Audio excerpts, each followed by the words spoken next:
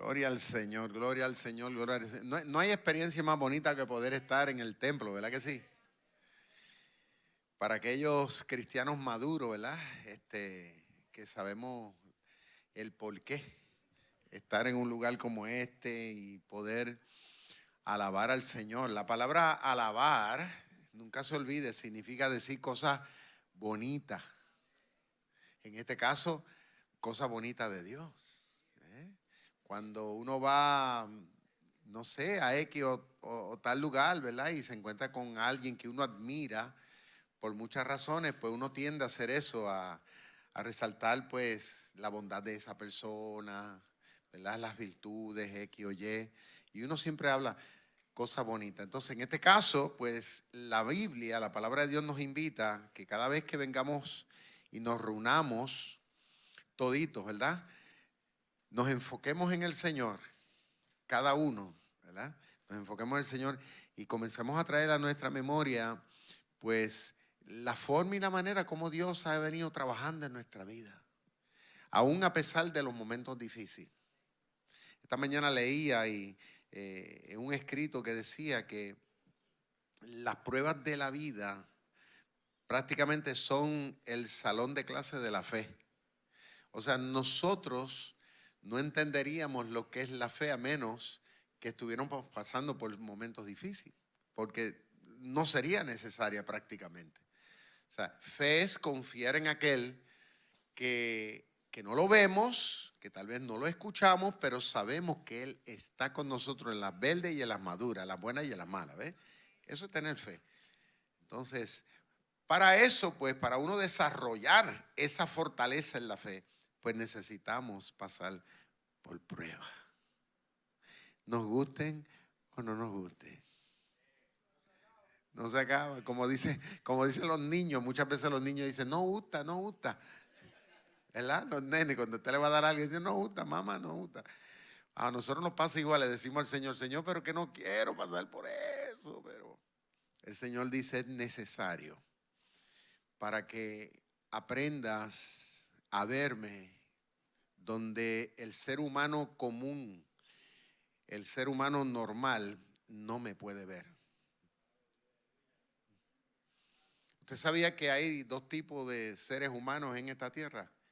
Están los que vemos a Dios a través de la fe, y no es que lo digo por decir, es que literalmente aprendemos a ver a Dios ahí con nosotros y caminamos en esa confianza.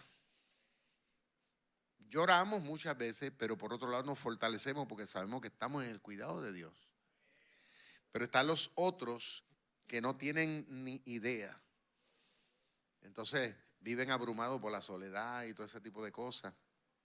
Ese tipo de personas, triste y lamentablemente, pues son los que se ahogan con las penas de la vida. Y son, vamos a decir, son más susceptibles, ¿no? A la depresión, a una ansiedad, a pensar hasta en quitarse hasta la vida. Pero aquellos que sabemos de que el Señor es el guía, es el líder. A pesar de que lloramos, pero levantamos la mano y decimos, Señor, tú estás en el control. Amén.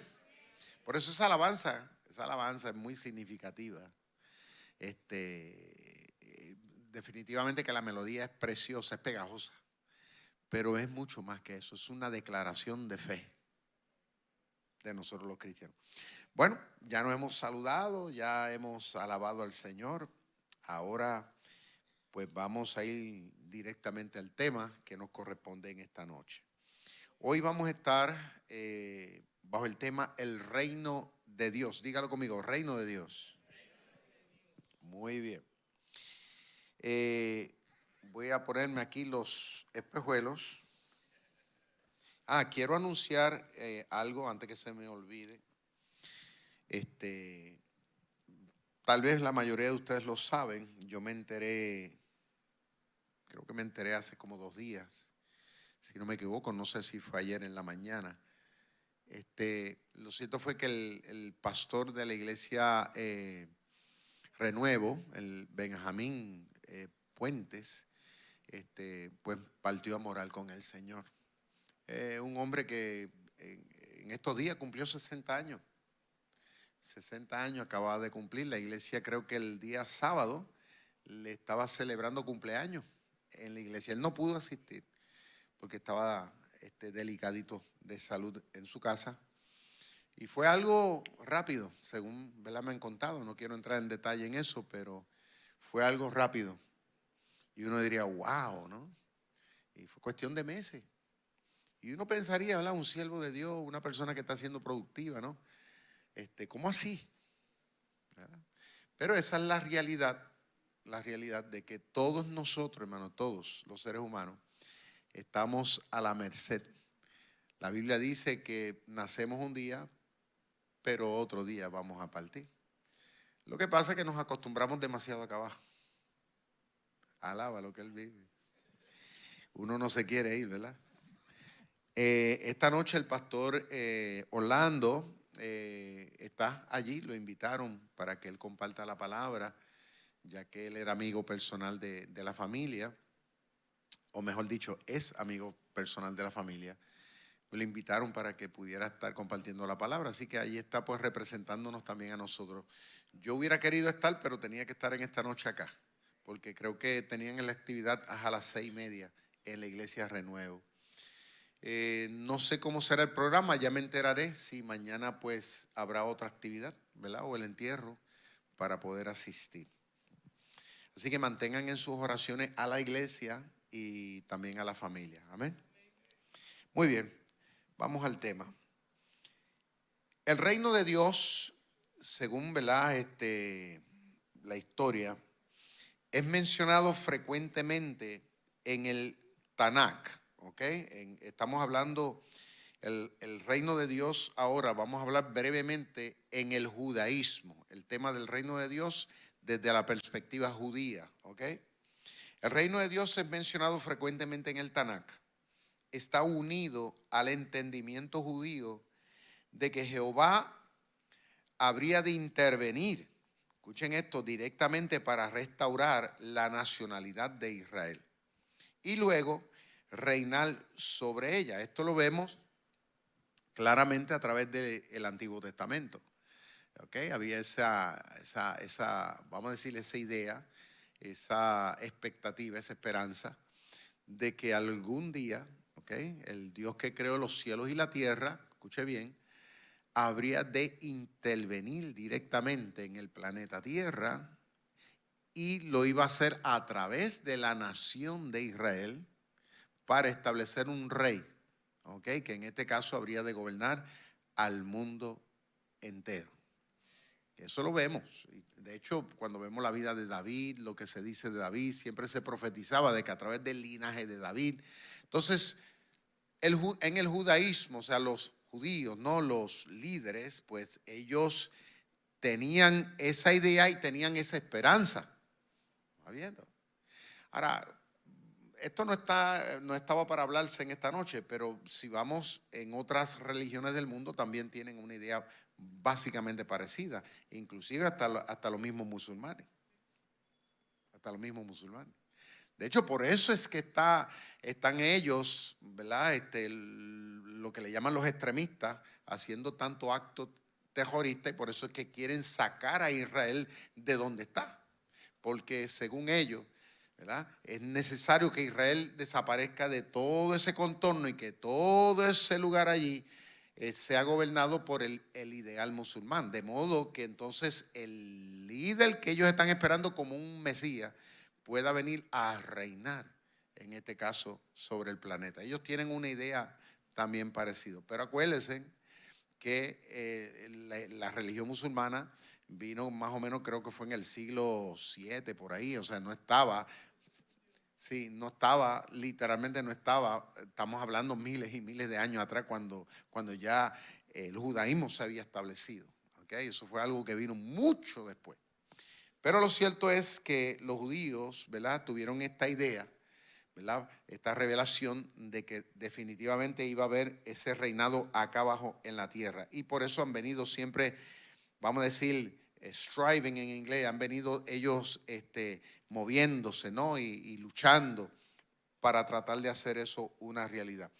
Tanto así que recientemente se han venido escuchando rumores, ¿verdad?, de que los judíos, vamos a decir, de este tiempo, están haciendo preparativos nuevamente para ellos, ¿verdad?, volver otra vez, restaurar lo que es el antiguo templo de Salomón. ¿Ve?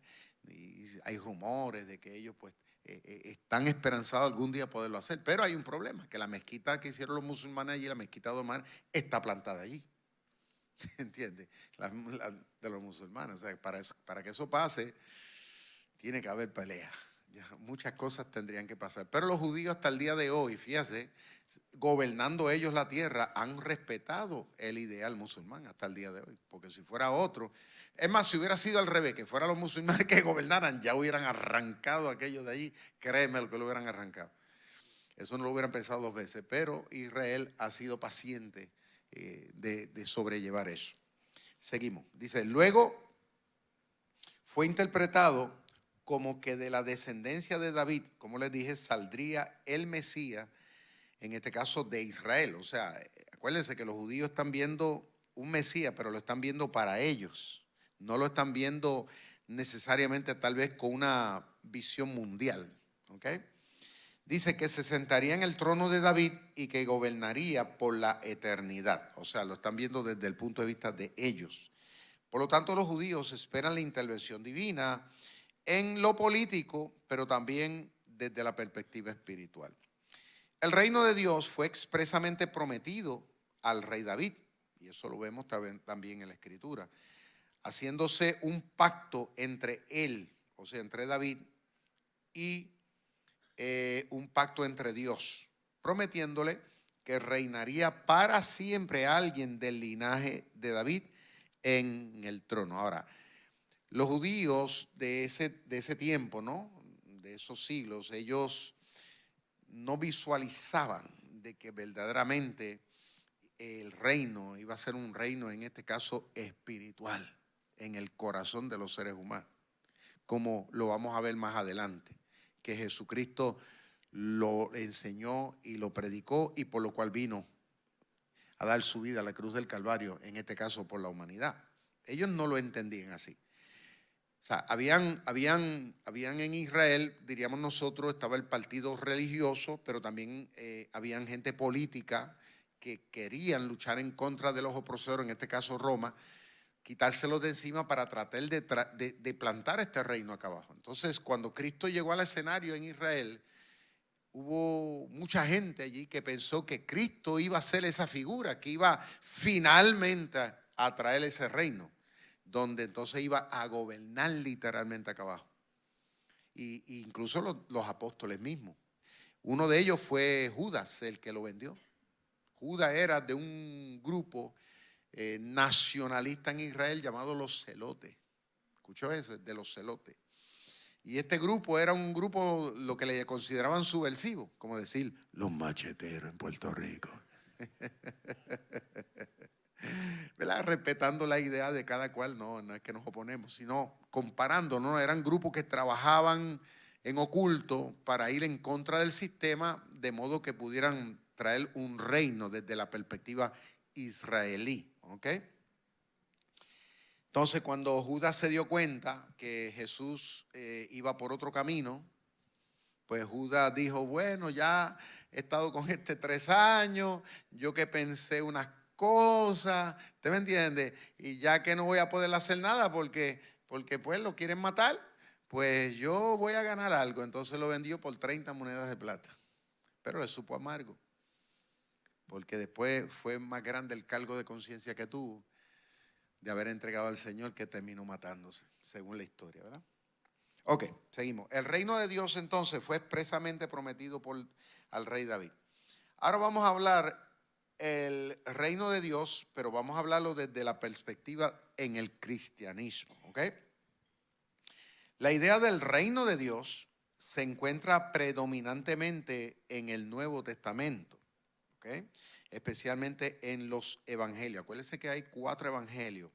No es que se contradicen, es que son escritos por 4 personas, ¿okay? Y cada persona, pues, vamos a decirle, el que fue testigo ocular, ¿no? Vio las cosas de una manera, las escuchó de una manera, otro las vio y las escuchó de otra. En el caso de Lucas, Lucas no estaba, que fue el que escribió el evangelio, escribió un evangelio, pero Lucas no estaba. Pero Lucas dice que como investigador que él era, él tenía ese don, ¿okay? Él investigó con muchos testigos y según la historia, escrito por Eusebio de Cesarea, dice que Lucas interrogó inclusive hasta familiares directos de Jesús, incluso hasta la misma madre de Jesús, cuando escribió su evangelio.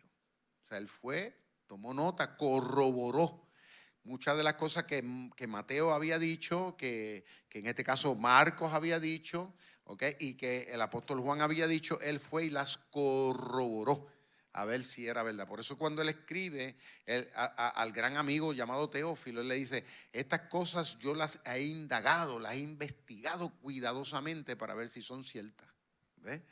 O sea que el evangelio de Lucas, podríamos decir, es una evidencia fidedigna de que todos los tres otros evangelios son ciertos. Lo único, como les digo, que uno tal vez le añadió una cosita a otra, porque eran seres humanos y lo escribían como lo vieron o como lo escucharon. En el caso de Marcos, el evangelio de Marcos, se cree, según la historia, que fue dictado por el apóstol Pedro.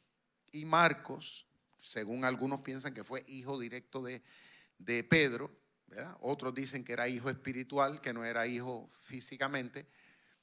Eso pues, quién tiene la razón o no, pero lo cierto fue que la forma de escribir ese evangelio pues se cree que fue dictado en este caso por el apóstol Pedro.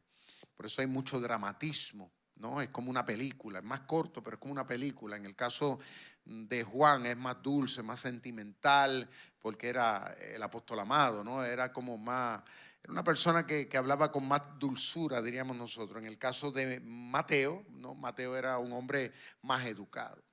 Y por eso que vemos la forma como él escribe, un poquito más extensa, mucho más detallada en unas cosas. Y Mateo fue un testigo también. O sea, vio y escuchó muchas de las cosas que escribió. ¿Okay? Así que los cuatro evangelios, ¿verdad?, son material confiable para nosotros acerca de la vida y las enseñanzas de Jesús. Sobre todo esta enseñanza de la cual estamos hablando, que Jesús también predicó y enseñó, que se llama el reino de Dios.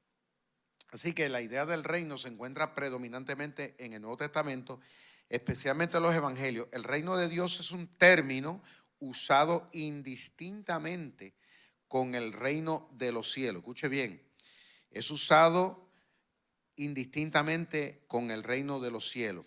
En el evangelio según Mateo se utiliza esta última expresión, mientras que en Lucas y en el de Marcos y en el de Juan se utiliza el reino de Dios.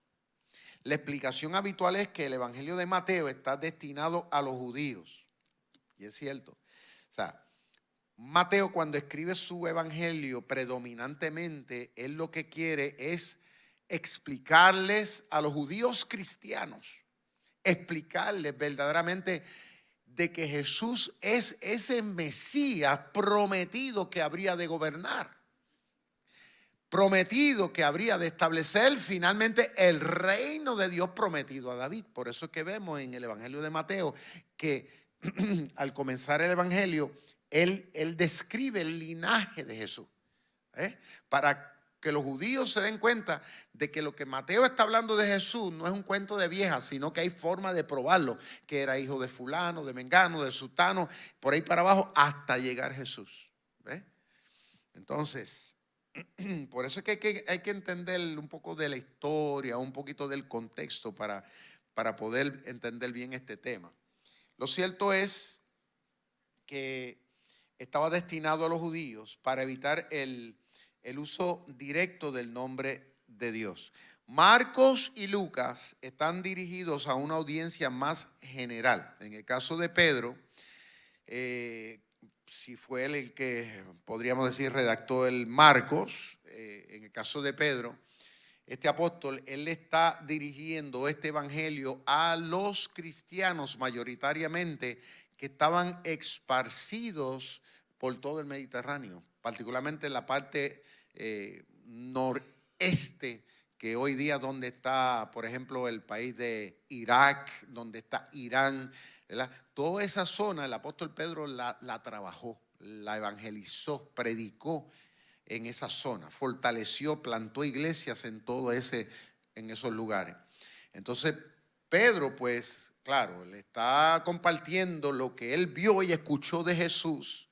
Va viendo para que ellos tuvieran fe en que Jesús es el Mesías. Pues cuando Pedro ¿verdad? Le compartió su evangelio, lo hizo de una forma, no como lo hizo Mateo, que era una audiencia más judía. Él lo hizo a una audiencia, podríamos decir, más gentil. ¿Ok? Que es lo que está diciéndonos aquí.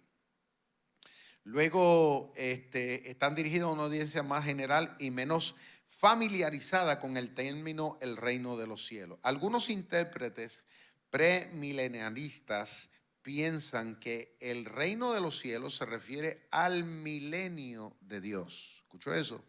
Muchos piensan que se trata acerca de ese reino milenial, ¿ok? De Dios. Mientras que en el reino de Dios se refiere a un reinado universal.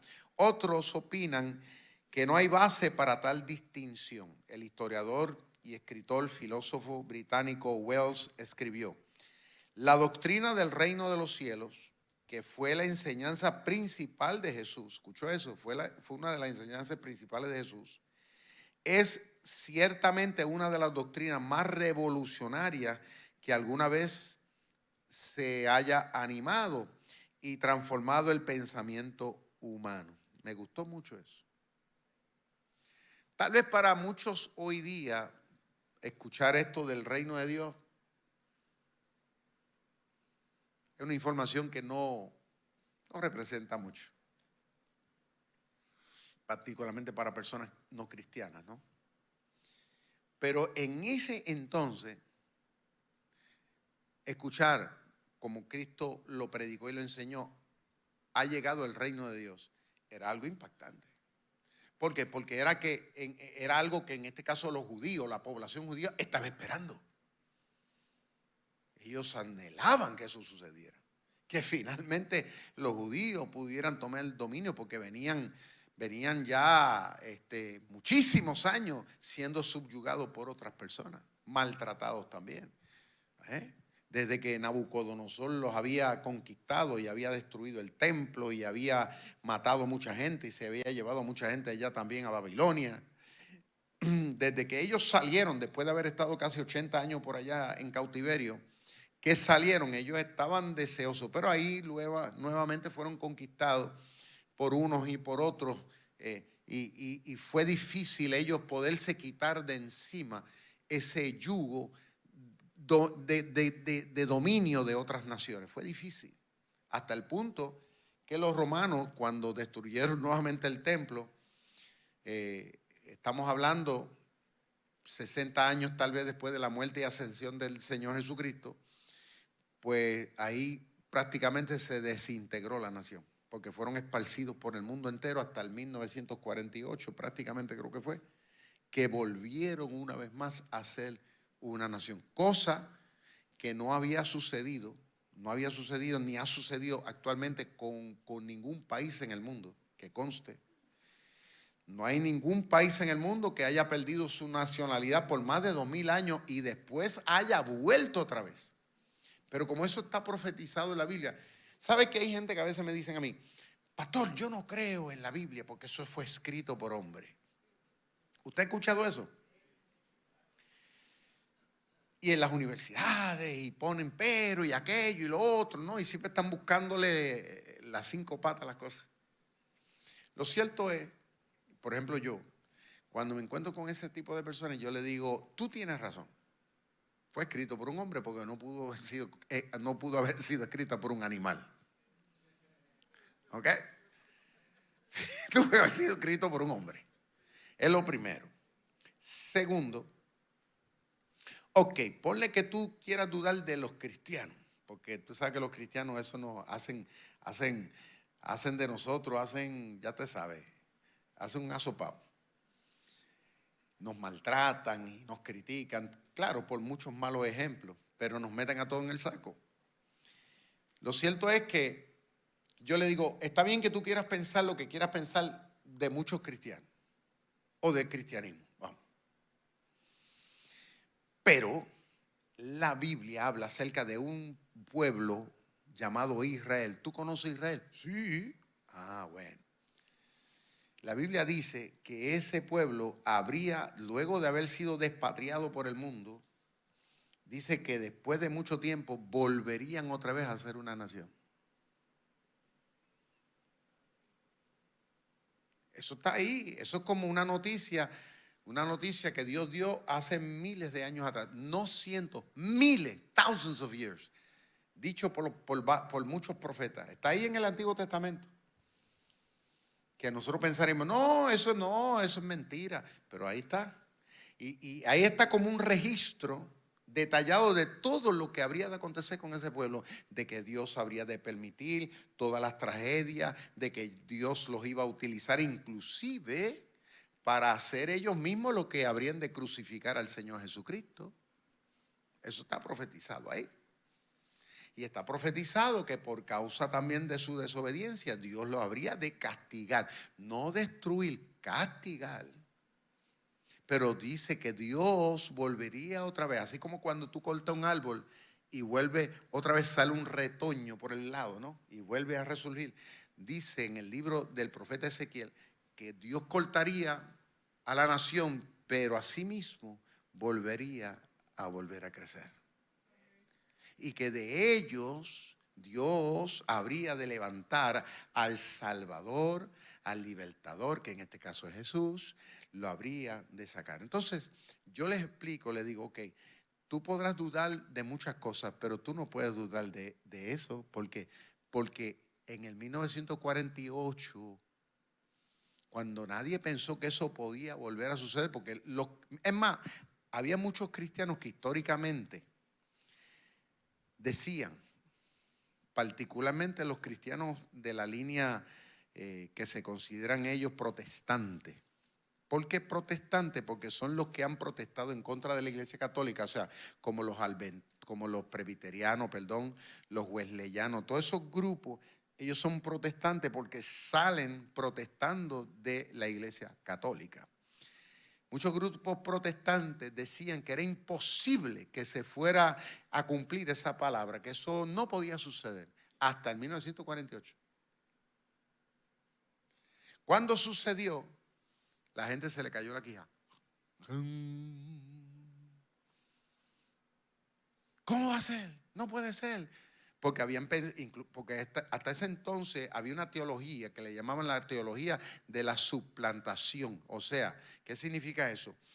Se estaba enseñando en las iglesias cristianas de que ya el tema de la nación de Israel ya era cuestión del pasado. Ya Israel no tenía que ver nada con los planes y propósitos de Dios, sino que la iglesia evangélica era la que vino a suplantar, en este caso, a la nación de Israel.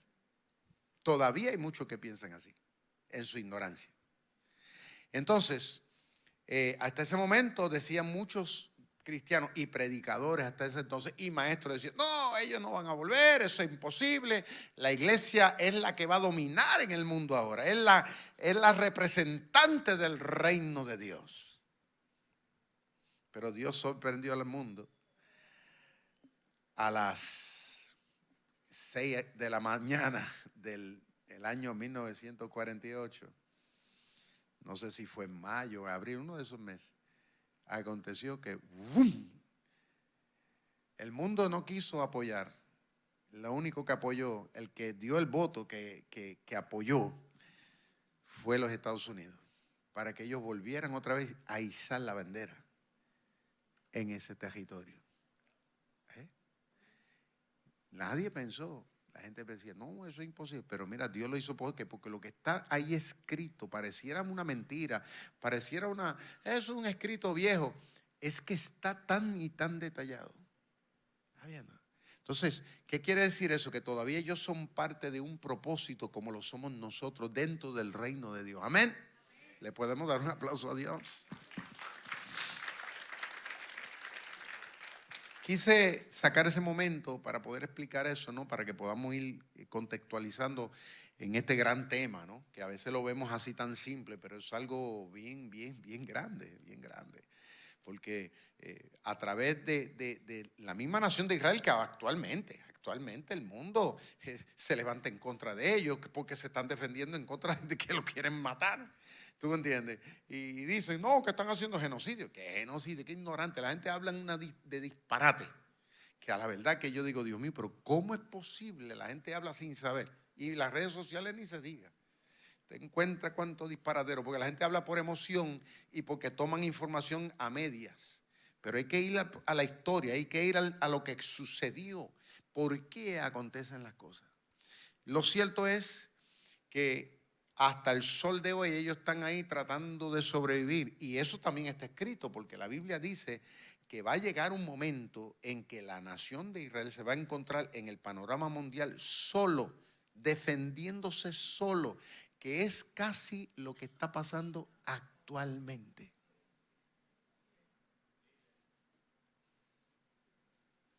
Y yo digo a la verdad que la Biblia no falla. Es un guía, te está diciendo todo lo que va a suceder.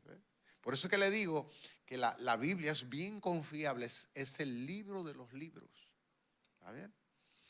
Seguimos. Dice, el pensamiento cristiano del reino de Dios agrupa distintos conceptos, o sea, ideas, según el entendimiento de cada denominación. Acuérdense, los grupos, organizaciones evangélicas, no todos, no se confunda, no todos tienen la misma idea cuando se refiere acerca del reino de Dios. ¿Okay? Te puede hablar con personas presbiterianas, ¿verdad? Por su formación y como le han enseñado, ellos te van a presentar el reino de Dios de una manera. Te vas a encontrar con un pentecostal que también lo han educado de una forma, te va a presentar el reino de Dios de otra manera. Vas a hablar tal vez con un católico bona fide, ¿no? Que está centrado en el catolicismo, que está bien educadito, te va a presentar el reino de Dios de una manera, ¿ves? Cada cual te lo va a presentar de un punto de vista un poco distinto. Pero todos, que conste, todos tienen el concepto del reino de Dios. Y tener este concepto del reino de Dios es importante en la vida de un cristiano. ¿Por qué? Porque nosotros somos gente que pertenecemos a un reino. ¿Me están entendiendo? O sea, nosotros no somos gallinas sin cabeza. ¿Usted sabe una gallina sin cabeza? Una gallina, perdonen la comparación. Oye, el pastor le está haciendo como que demasiado muy gráfico. Pero literal, ¿verdad? Si usted le mocha la cabeza a una gallina viva, ¿usted sabe lo que pasa? La gallina sale corriendo. No porque ella sabe por dónde va, es que como se mueve porque todavía los músculos le hacen correr, huir. ¿Eh? Por eso que dicen que una persona que es como una gallina sin cabeza es una persona que no tiene verdaderamente una idea clara de ciertas cosas y como que vive así por vivir, ¿no? Hay muchos cristianos y muchas iglesias, escuche bien, que se consideran cristianas hoy día, que al no tener esta educación, estas enseñanzas, estas doctrinas firmes en su corazón, pues enfrentan el día a día, vamos a decir la vida, ¿no? Enfrentan los años, pues como que ahí. Pero cuando uno está bien firme, no, espérate, yo soy parte del reino de Dios y soy parte de algo que está aquí y algo que se está constituyendo y algo que se va a consolidar cuando Cristo venga. Diga conmigo, somos parte del reino. Entonces, cuando uno tiene esa idea, uno dice, no, espera, al ser parte, pues yo soy un soldado, yo soy alguien que tengo algo que tengo que hacer dentro de ese reino. Y eso pues lo vamos a seguir viendo más adelante.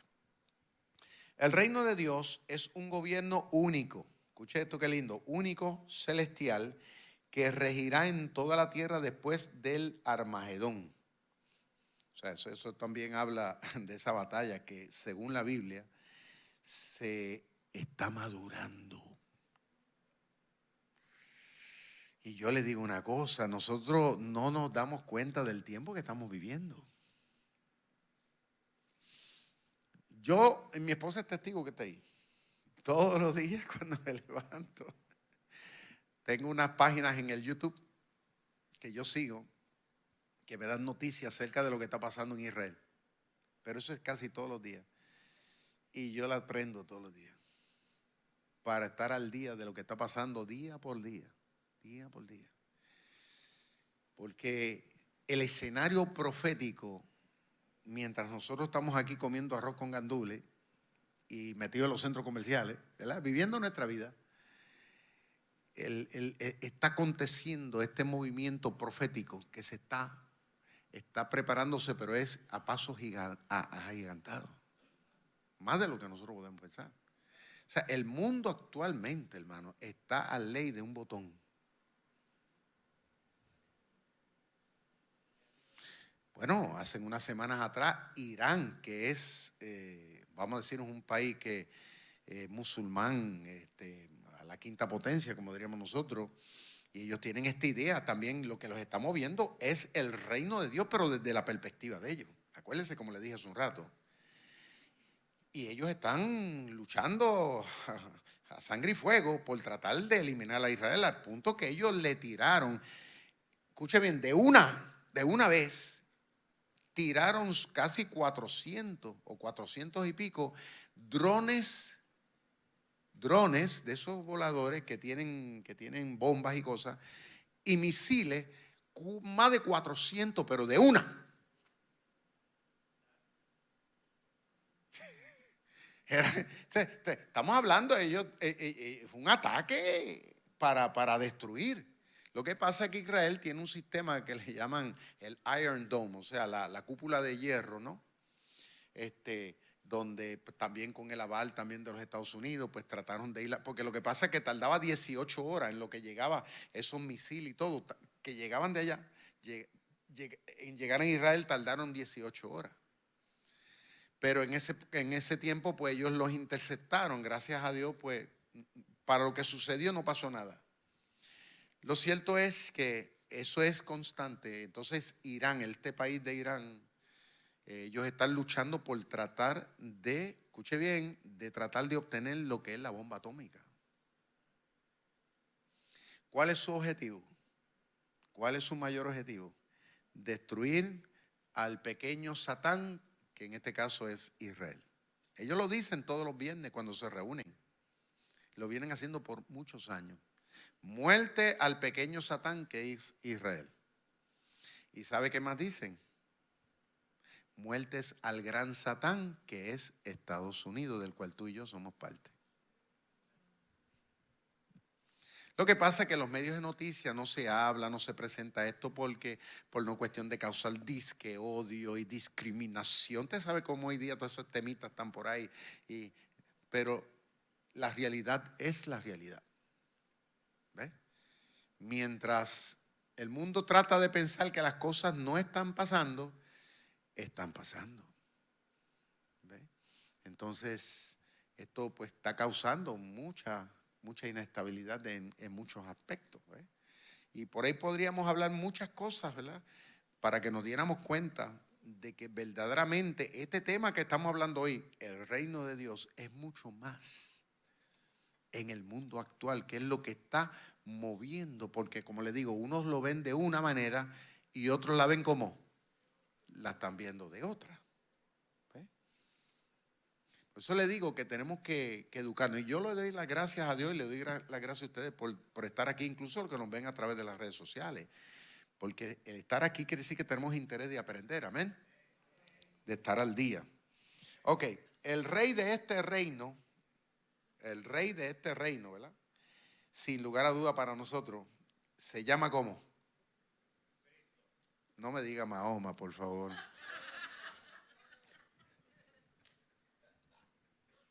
¿Se llama cómo?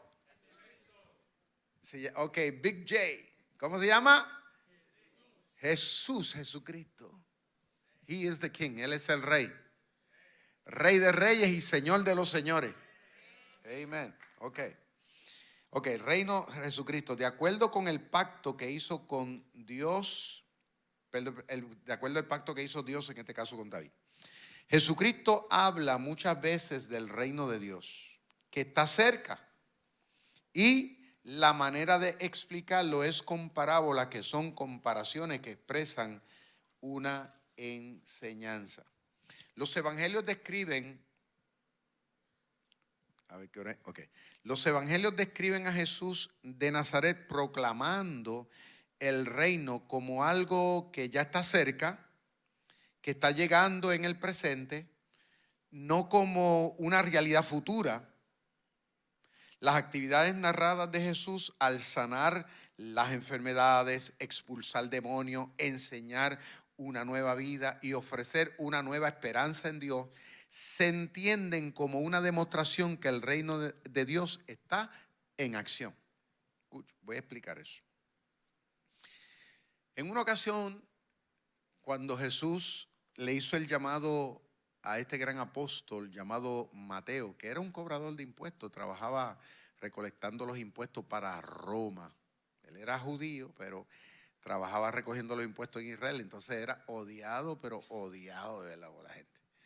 Pero lo cierto es que Jesús lo llama y le dijo, sígueme, y el hombre comenzó a seguir al Señor como nosotros estamos siguiendo a Cristo, amén.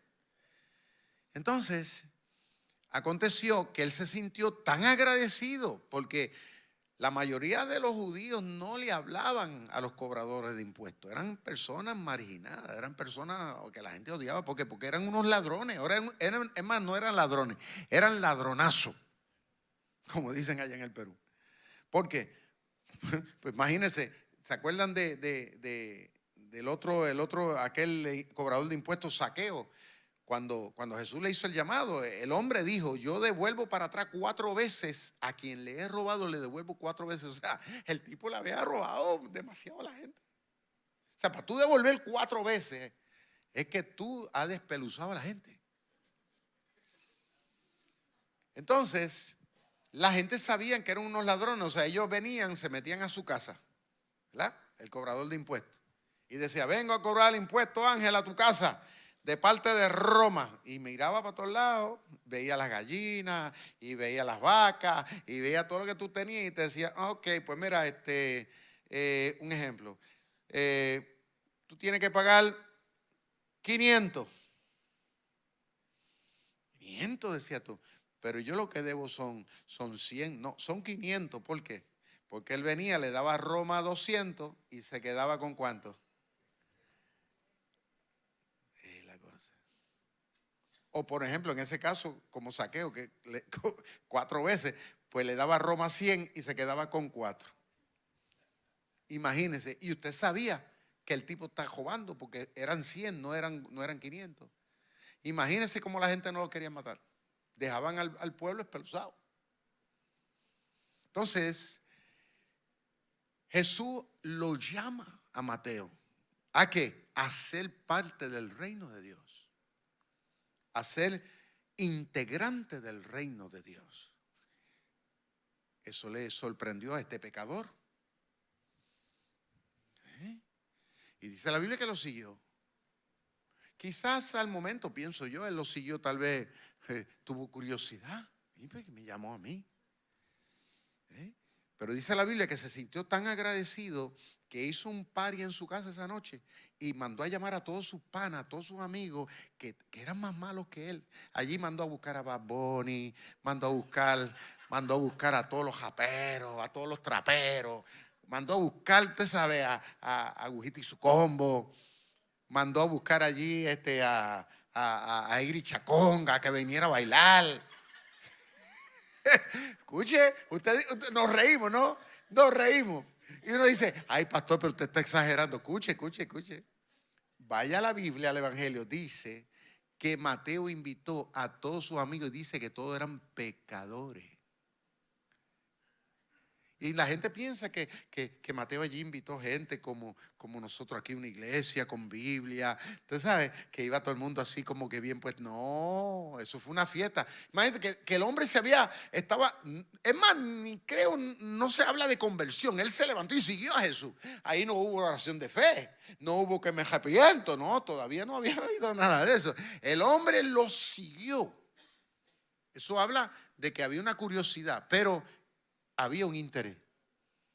Él todavía no tenía mucha madurez de muchas cosas. ¿Y qué entendería Mateo que debía de hacer? Pues una fiesta. ¿Y qué era una fiesta para Mateo? Que era un tipo recién del mundo. ¿Qué pensaba él? Pues en bebelata, en beber, en vino, ¿qué era fiesta? Pues fiesta era música. ¿Y qué música? Música de alabanza y adoración. No, era música, usted sabe, ahí en su salsa y su merengue y su cuestión ahí. Y me imagino que estaban no eran danzoras como aquí, eran bailarinas de tubo, me imagino, toda esa cosa allí metido. O sea, el tipo hizo una fiesta en su casa, escuche, nosotros decimos, ay pastor, pero usted está exagerando. No, escuche, cuando usted lee, dice que él hizo una gran fiesta, mandó a buscar a todos sus amigos y sus amigas, invitó a Jesús y sus apóstoles. Llegaron los 13, llegaron allí, los 12 y los 13. Llegaron y se sentaron a comer con todo ese fiestón que estaba. Entonces, Mateo quería que sus amigos conocieran a quien él había acabado de conocer, al que le impactó su vida, que lo llamó, que tuvo misericordia de él, que la gente lo escucharan. Entonces los judíos históricamente tienen esa costumbre, a ellos les gusta danzar y fiestar y usted sabe, y beber mucho vino, porque esa noche allí había mucho vino. Y conociendo que era de Mateo, que era el tipo que tenía el billete, él no tendría allí de ese vino barato, de ese canario. Estoy seguro que el vino que tenía era el mejor. Pero ¿qué pasó? Que Jesús está allí sentado, armonizando con toda la gente allí, hablando con toda la gente en la fiesta. Los seguidores de Juan el Bautista, porque Juan lo había metido preso, los seguidores de Juan, los fariseos, dice, léalo, estaban al acecho de Jesús. Lo estaban siguiendo, lo estaban monitoreando a ver dónde se metía, qué hacía, para poderlo acusar. Y se dieron cuenta que, óyeme, este hombre que está hablando y diciendo cosas, ahora está sentado ahí, dice, con publicanos y pecadores. Y dijeron, ¿cómo? Sí, sacaron, todo el mundo sacó el teléfono y comenzaron a tomarle video y fotos. Y Juan, que estaba en la cárcel, le mandaron por Instagram, por WhatsApp, le mandaron eso. Mira, el teléfono de Juan en la cárcel hacía ting, ting, ting, ting, ting, ting, ting, ting, ting, ting, ting. Eso fue un barrage de información. Y Juan comienza a ver a Jesús sentado y están allí, está cantando Bad Bunny, está cantando, y Jesús está ahí sentado. Y todo el mundo está como, entonces Juan, que está en la cárcel, dice, ¿cómo es posible? Entonces fueron a la cárcel y le dijeron a Juan, vimos a Jesús, estaba en esta, estaban con los pecadores allí. El tipo que supuestamente es el enviado de Dios, el que representa el reino de Dios. Y le dijeron a Juan, ¿tú crees que este tipo es el tipo que tú dijiste, este es el enviado de Dios? Le metieron a Juan en la cabeza que estaba metido en la cárcel. Y Juan le manda un mensaje a Jesús. Léalo. Es tan interesante porque vemos aquí una lucha de humanidad. Juan le envía un mensaje y le dice, a través de ellos mismos, le dice, si él era, escuche esto, el que había de venir, o si debían esperar a otro. Por el chismecito que le llevaron, por los videos y las fotos que le enviaron. Alaba lo que él vive. Y lo interesante es que Jesús en ningún momento dijo, oye, pero este Juan, Jesús no habló mal de Juan en ningún momento. Porque déjame decir una cosa, si me hubiera puesto a mí entredicho, allí yo me hubiera molestado. Jesús no se molestó. Jesús dijo, ¿sabe qué? Juan es un hombre de Dios y no hay un profeta ni lo habrá más grande que él. Así lo dijo Jesús. Pero le dijo a los que vamos a decir a los que llevaron el chismecito, ¿usted sabe? Le dice, dile a Juan, ya que él, ¿verdad?, prácticamente me está cuestionando, dile que los ciegos ven, los cojos andan y los endemoniados están siendo libertados y la gente se le está predicando el reino de Dios. Díselo. Y ahí fueron. Y Juan aparentemente se quedó tranquilo porque le dijeron, ¿quién podría, dime tú, quién le puede dar vista a un ciego? ¿Quién sanaba así por tocar a un leproso? ¿Quién echaba fuera a los demonios así, tan así? ¿Ah?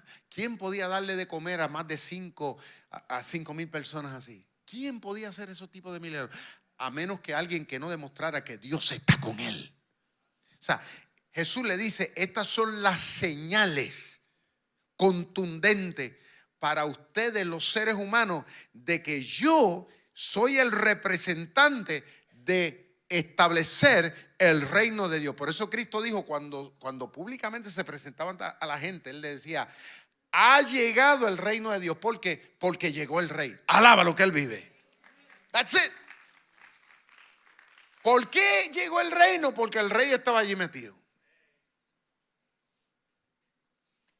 Eso es tan sencillo como eso y es tan poderoso como eso.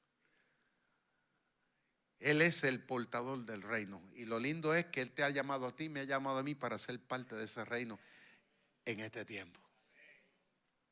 ¿Cuántos están gozando? Bueno, el reloj está avanzando. ¿Cuántos minutos más tenemos? Yo creo que vamos a tener que dividir esto en dos partes. Un minuto más. Un minuto más. ¿Me la regalan? Ok.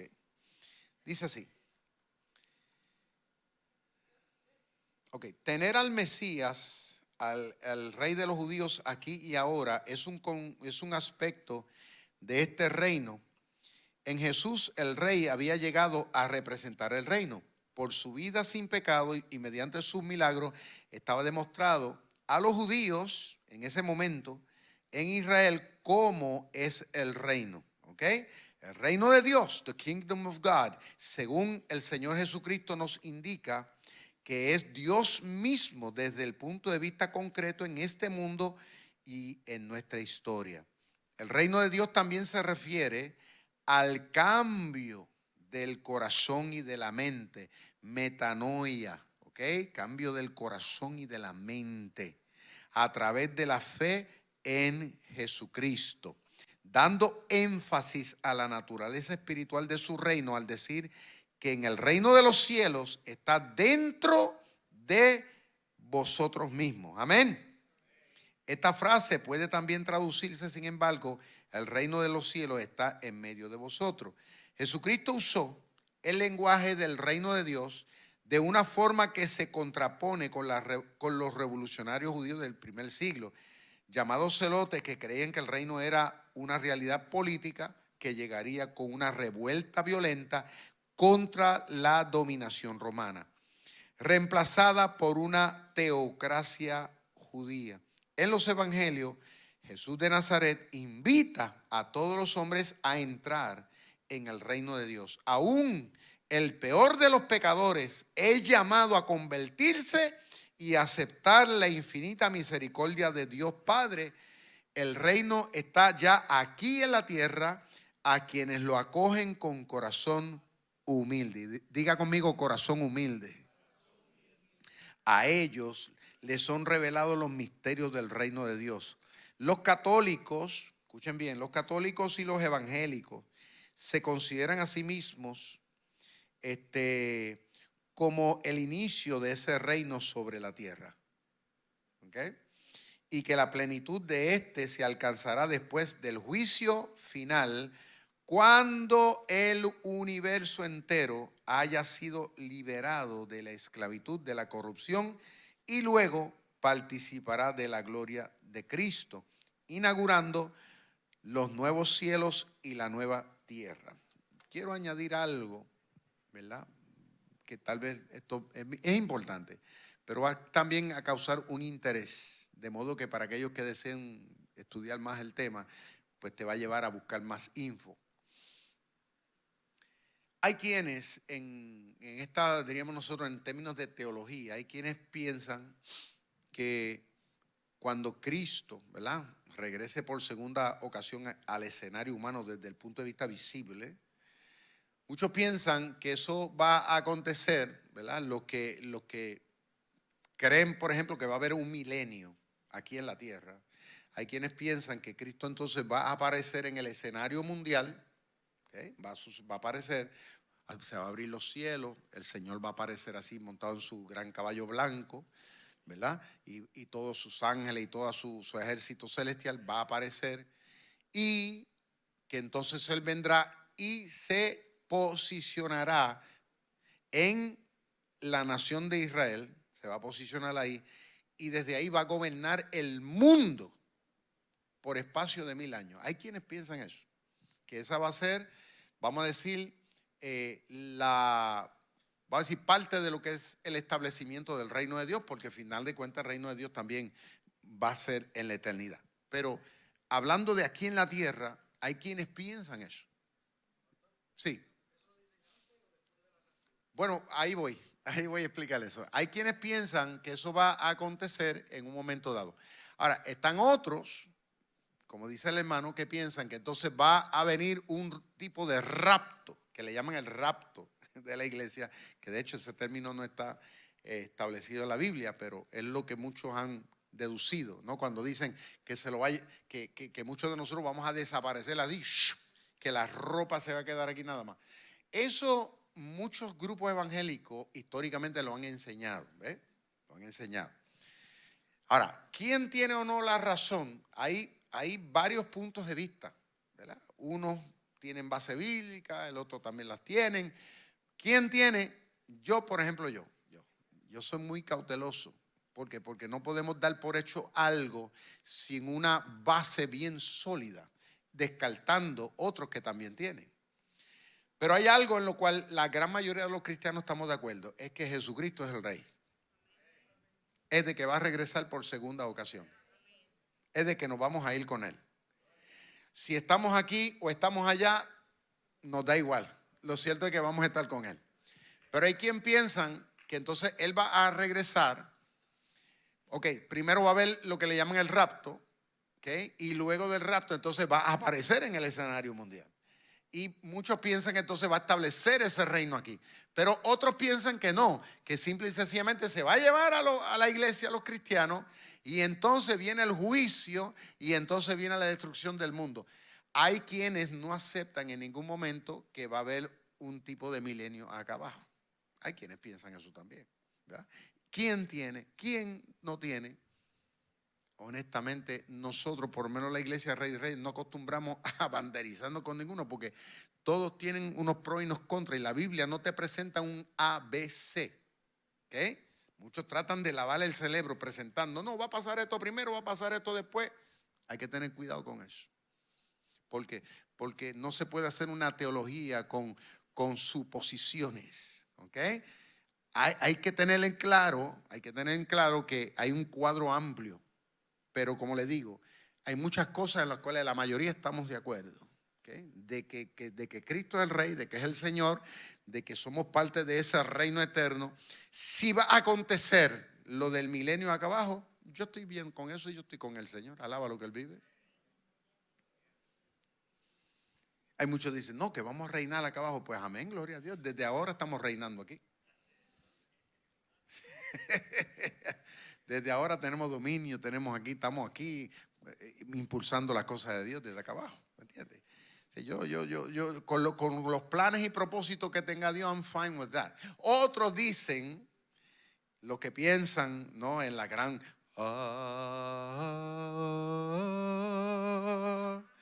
¿se acuerdan de ese tonito, ¿verdad? De Marino, ¿te acuerdas?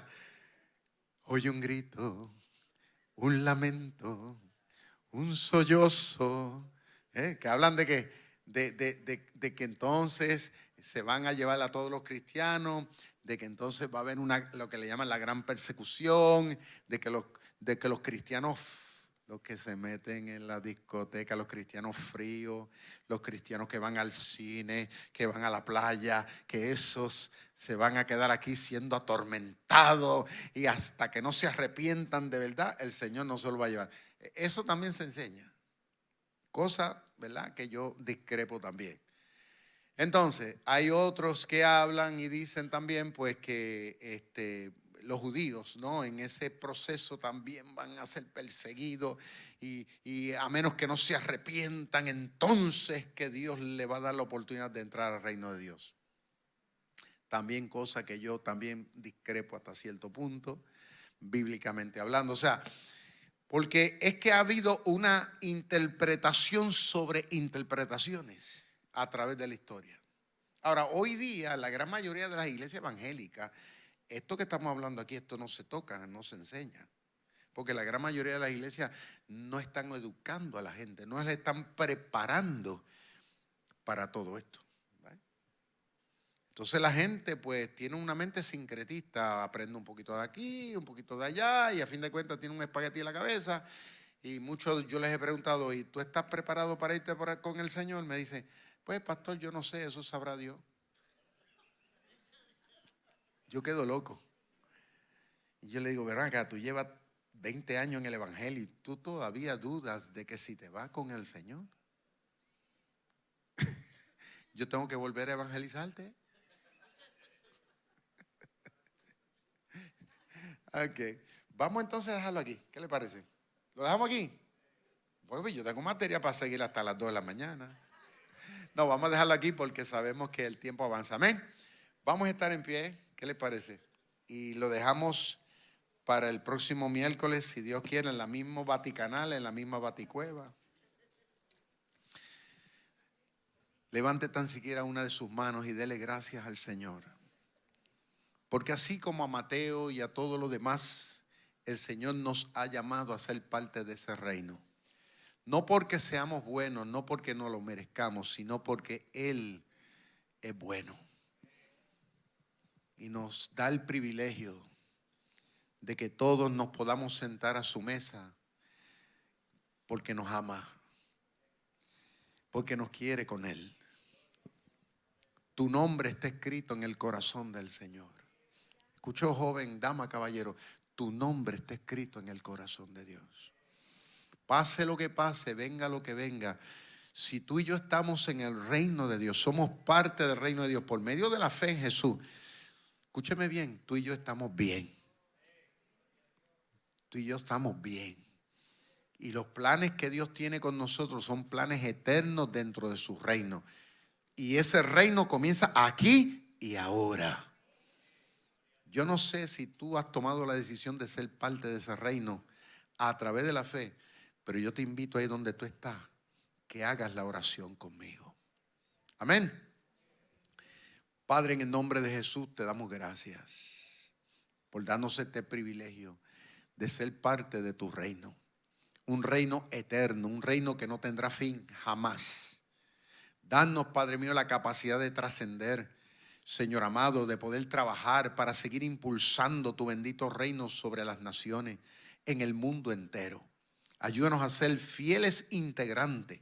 Unos trabajamos de una manera, otros trabajamos de otra. Pero, Señor, queremos decirle al mundo que aquí el que manda eres tú.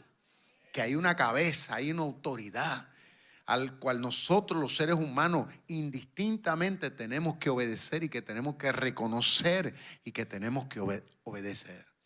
Padre mío, en el nombre de Jesús, Padre, te pedimos que tú nos perdones, Señor, y nos hagas aptos, Padre mío, para ser tus siervos, servidores tuyos, Señor, a tu disposición. Como dijo Josué, queremos decir en esta generación, yo y mi casa le serviremos al Señor. Así que, Padre, bendice a tu reino grande y abundantemente y ayúdanos a seguir ampliándonos en el mundo entero. Porque aquí la cabeza, el rey, la autoridad, el majestuoso, eres tú. El Rey de reyes y Señor de todos los señores. ¿Cuántos adoran al Señor? Amén, amén, amén. Amén.